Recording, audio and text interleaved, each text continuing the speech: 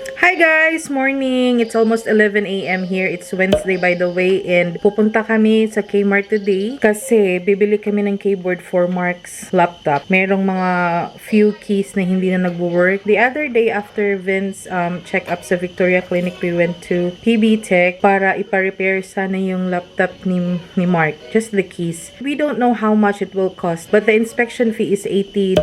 Tapos we were expecting na maybe we will pay around $250 to $300. And then the other day, they texted Mark. Good thing that they informed Mark first, kung magkano ang babayaran niya. And the quote was like $444. That's like 14,000 to 15,000.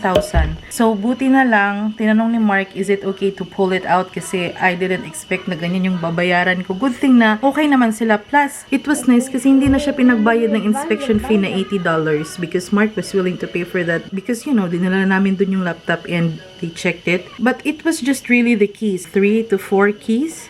But obviously they were intending on, replacing everything. That's why maybe it's $444.50. So yes, instead of, having it repaired, Mark decided na bimili na lang siya ng keyboard for it. Hey Mark! This one is only $36. 20 only. $20. This one is 49. 40. Gaming. Around 29.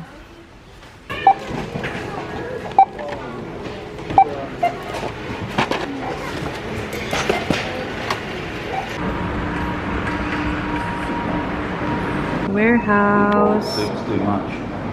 We're here at the warehouse. Bili kami ng salad dressing. Dito kasi available only. This one. No, the other ones taste the same people. The other ones are probably really... Andito kami sa men's section. They have Avayanas look. 35.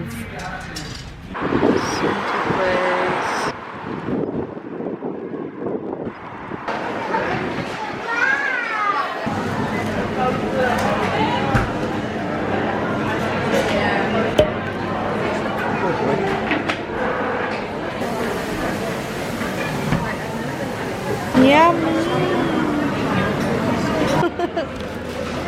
There you go.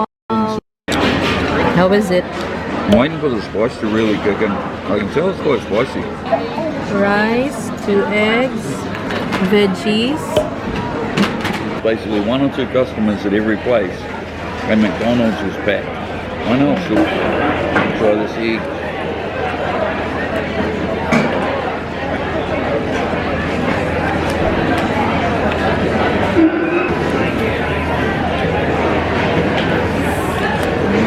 Hi guys! House na kami and pakita ko lang. Bumili na lang din kami dalawa nito para sa akin at isa kay Mark and nailagay niya dyan sa baba. Ayan na.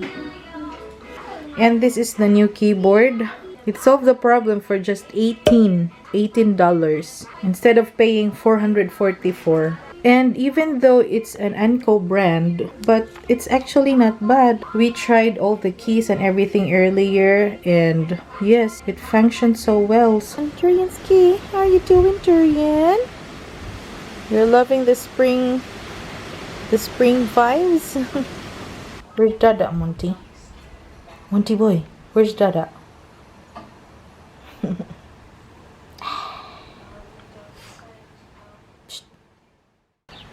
Hi guys, it's Tuesday today and it's almost 3 p.m. Earlier this morning, our desk that we ordered online got delivered. Ayan, they delivered it this morning and medyo mabigat siya actually. I think it's 18 kg.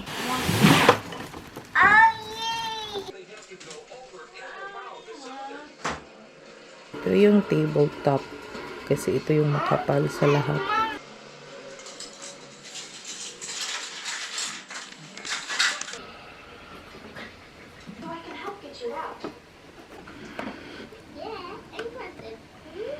That's the drawer done.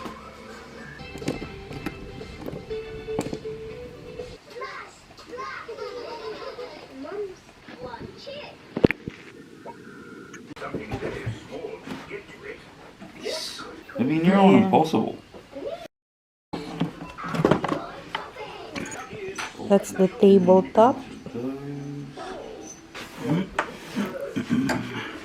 Nice Pretty solid. It's not. You just do that. I have to take it out every time. See? Ito'y gayud sila na iso. Abay magsinamok. Swifting! A truck is swifting! Ayan. It's finished. Putting everything together is not as hard as we thought. Yeah, it's easy to just press record. My wife played her part with the camera. I don't know why it said do it with 2 people. I don't know why. Yeah, Mark did Maybe everything. I'm just... Yeah, didn't see a point where you needed the second person. Well, they probably when you hold one part and the other one holds the other part. Yeah.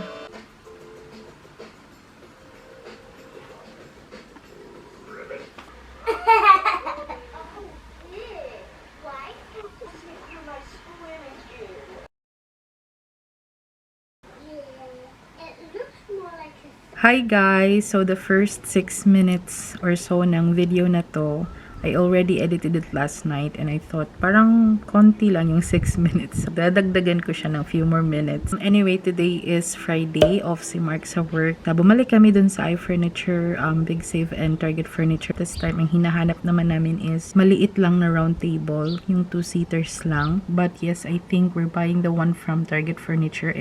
Sakto lang yung size niya, yun talaga yung hinahanap naming size. Yung chairs niya is medyo hindi siya ganun ka-comfortable. You wanted something na talagang sturdy. Pwede naman yun na ang table lang ang bibilhin mo. So yung chairs bibilhin namin from iFurniture kasi mas okay siya. And also we went to the warehouse because I've got some photos printed. But yung sadya ko talaga sa warehouse is magpa-print ng document. Kasi yung printer namin dito naubusan ng ink. So bibili sana ako ng ink. But then one document lang naman ang kailangan ko. So nagpa-print na lang ako doon sa kanila.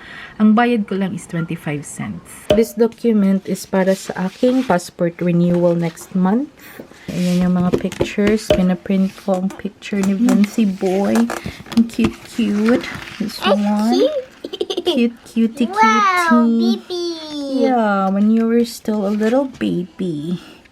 Birthday ni Vince. Baby! This one is pre-Vince. Wala pa si Vince. But I was pregnant, I think, on this picture. Guys, hindi naman umulan. So, andito kami sa night markets. Daming tao sa Philippines.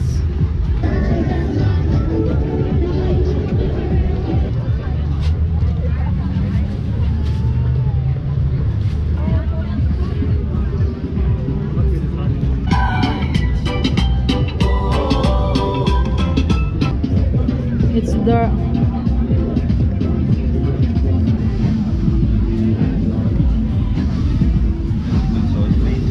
Yeah.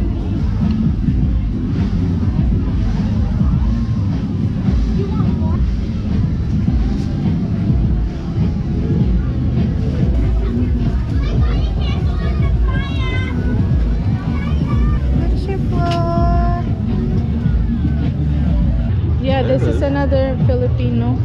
Oh, they get all the We get one? $10.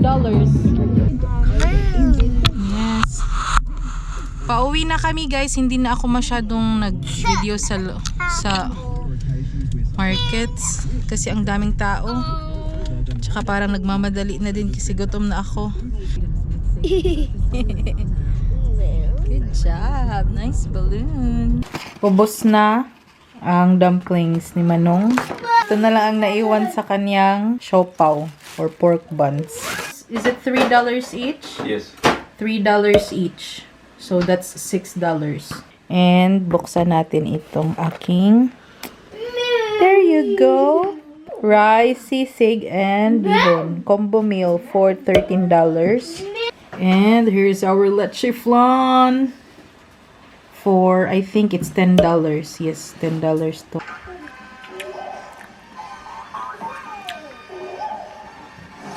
Mas favorite ko ang sisig kaysa sa adobo. Pag sisig talaga, ay, pansit bihon. What is that? How's your pork kebabs? Really good. It's really good. Nice and burnty crispy. Still juicy. Really good. Huh? At least for your own needs, is a good idea. But there may be exceptions to this. For example, the major. Hi! Busog na busog ako. Yung leche flan, guys, masarap siya. But, meron kasing 3 Philippine stalls sa night market dito sa Hamilton. And natikman ko na yung leche flan sa isa, sa Mabuhay Grill. And, ang sarap-sarap niya. So, binilhan ko tonight. First time kong bumili sa kanila ng kakaninang leche flan ng dessert. Lagi akong bumibili ng food nila but not dessert or kakanin. So, kung i-compare ko yung dalawa, mas masarap yung sa Mabuhay. Kaso, yung sa Mabuhay is $18 and ito is $10. But sa taste, mas masarap yung $18. But yes, it's not bad of course kasi masarap naman talaga ang leche flan. Nalasahan ko lang yung difference sa dalawa. But yes, si Vince naman, before pa kami pumunta sa markets, pinakain ko na siya ng veggies niya. So, whatever he had, when we got back dito sa bahay is top up na lang yun. But yes, he's now drinking his milk kasi it's almost 8:30 p.m. na and bedtime na niya kasi he only had a very short nap this afternoon. And I'm gonna end my vlog right here, guys. Catch you again next time. Thank you so much for watching. Take care. Ingat. Amping.